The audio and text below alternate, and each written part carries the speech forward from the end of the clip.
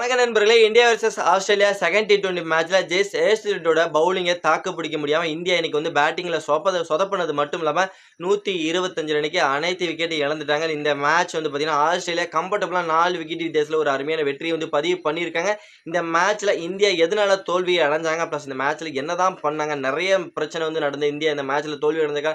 நிறைய காரணங்கள் இருக்கு. ஆஸ்திரேலியா கம்ஃபர்டபுளா அந்த மேட்ச் ஜெயிச்சிருக்காங்க. அதுக்கு என்ன நடந்தது, ஏது நடந்தது எல்லாமே தெளிவா நம்ம வீடியோல பார்க்கலாம். அதற்கு முன்னாடி இப்பதான் நீங்க ஃபர்ஸ்ட் டைம் நம்ம சேனலுக்கு வரீங்கன்னா மறக்காம நம்ம சேனலை சப்ஸ்கிரைப் பண்ணிக்கங்க. பக்கத்துல பெல் ஐக்கன் இருக்கும், அதையும் கிளிக் பண்ணிக்கங்க. அப்பதான் நம்ம போடக்கூடிய வீடியோஸ் எல்லாமே பாத்தீங்கன்னா உங்களுக்கு நோட்டிபிகேஷன் வரும். வாங்க தெளிவா வீடியோல போயிடலாம். இந்தியா வெர்சஸ் ஆஸ்திரேலியா மொதல் T20 மேட்ச் தான் பாத்தீங்கன்னா மலையாள அந்த மேட்ச் ஸ்டாப் பண்ணாங்க. அந்த மேட்ச் இந்தியாவோட பேட்டிங் சூப்பரா இருந்தது. இந்தியாவோட ஓப்பனிங் பேட்ஸ்மேன் அபிஷேக் கில், நம்மளோட சூரியகுமார் யாதவ் போட்டு கலக்குன்னு கலக்குனாங்க. அதே மாதிரி தான் இருக்குப்பா. எம்சிஜில நடக்குது. பேட்டிங் பிட்ச் செம்மையா இருக்கும். இந்தியா ஃபர்ஸ்ட் பேட்டிங் பிடிக்கிறாங்க. இன்னைக்கு வேற லெவல் சம்பவம் இருக்குடா. 200 ரன்னுக்கு மேல அடிக்க போறாங்கடா நினைச்சிட்டு இருந்துக்கும் போது இந்தியா நம்மளோட நம்பிக்கை எல்லாமே பாத்தீங்கன்னா தவிடுபடியாக்கி இன்னைக்கு சுக்கு நூறா உடைச்சிட்டாங்கன்னு சொல்லி ஆகணும். முதல்ல டாஸ் வின் பண்ண மிச்சல் மார்ஷ் நாங்க ஃபர்ஸ்ட் பவுல் பண்றோம் அப்படின்னு டிசிஷனை எடுத்தாரு. அதுக்கப்புறம் பேட்டிங் பிடிக்க ஆரம்பிச்ச இந்தியனுக்கு சர்க்கிள் மேல சர்க்கிள். எஸ்பெஷலி அபிஷேக் சர்மா தனியால விளையாண்டுட்டு இருக்காரு. மற்றபடி இந்தியாவோட பேட்டிங் யூனிட் எல்லாமே பாத்தீங்கன்னா அப்படி வரிசை கட்டி சீட்டு கட்டு மாதிரி சரன்னு போக ஆரம்பிச்சாங்க. இன்னைக்கு நிறைய சேஞ்சஸ் இந்தியா டீம்ல விக்கெட்டுகள், அதாவது கில்லு, சூரியகுமார் யாதவ், நம்மளோட சஞ்சு சாம்சன், திலக் வர்மா, அக்ஷர் பட்டே அப்படின்ட்டு விக்கெட்டுகள் சரசரன்னு விழுந்தது. அதில் நிறைய மாற்றங்கள் இருந்தது. பேட்டிங் ஆடுற இந்தியாவில் இன்னைக்கு மாற்றம் செஞ்சிருந்தாங்க.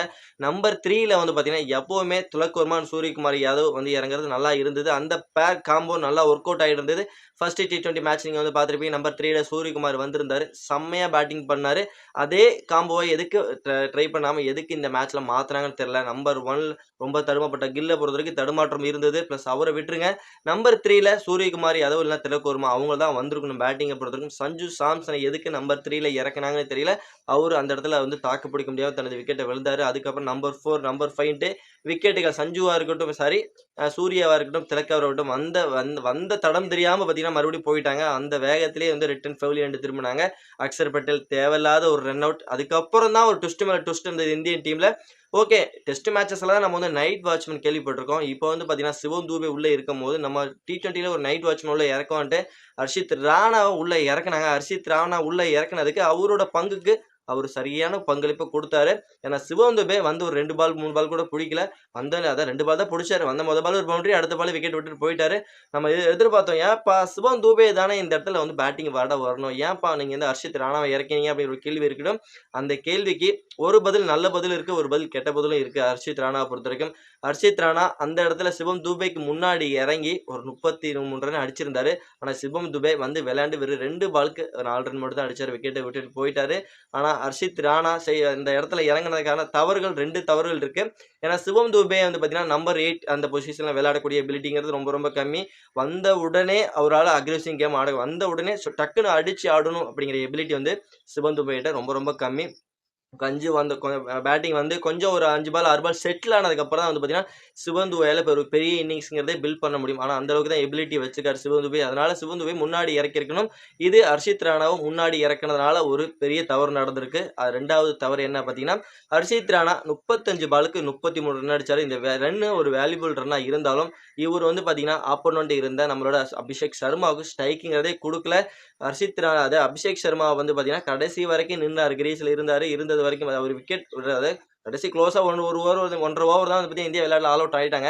அது வரைக்கும் அபிஷேக் சர்மா கிரீஸ்ல இருந்தாரு. ஓப்பனிங் இறங்கி வெறும் 37 பால் தான் பார்த்தீங்கன்னா டோட்டலாவே பார்த்தீங்கன்னா அவர் ஃபேஸ் பண்ணியிருக்காரு. 68 ரன் அடிச்சிருந்தாரு. அவருக்கு நிறைய பால்ங்கிறது கிடைக்கவே இல்லை. ஹர்ஷித் ராணா 35 பால் பிடிச்சி 33 ரன் அடிச்சிருந்தாரு. இவர் அந்த பொசிஷன்ல இறங்கி விட்டதுக்கு அவர் என்ன பண்ணியிருக்கணும் அப்படின்னா, அதாவது ஹர்ஷித் ராணா டைம் நிறைய பால் வேஸ்ட் பண்ணாரு.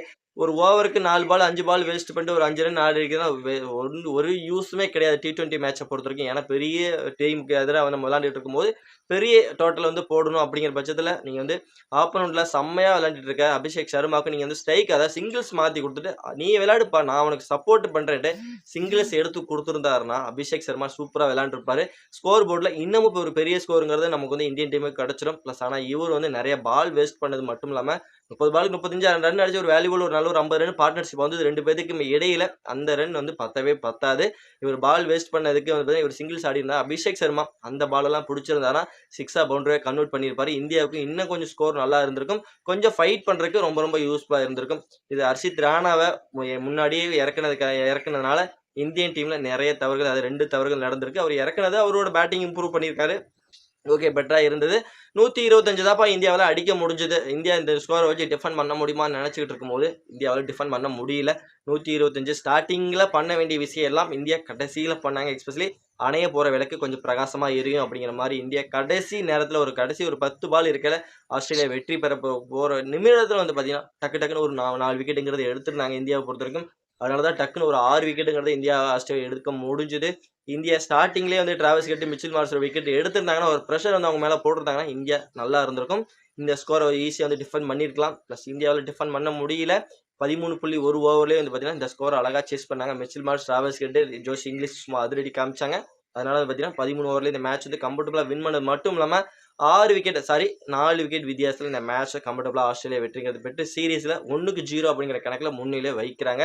இந்தியா இனி இருக்கக்கூடிய மேட்ச் இனி 3 T20 மேட்ச் இருக்கு. எப்படியாவது ஆஸ்திரேலியாவுக்கு டஃபா கொடுக்கணும்.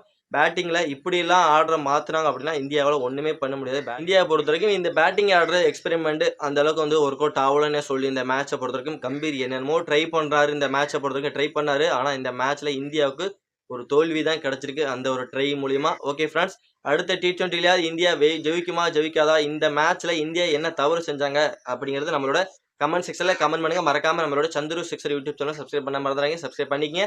பக்கத்துல பெல் ஐக்கான் இருக்கும், அதையும் கிளிக் பண்ணி அப்பதான் போடக்கூடிய வீடியோஸ் எல்லாமே பாத்தீங்கன்னா உங்களுக்கு வந்து நோட்டிஃபிகேஷன் வரும். நம்ம வந்து நெக்ஸ்ட் வீடியோ பார்க்கலாம். Bye bye friends.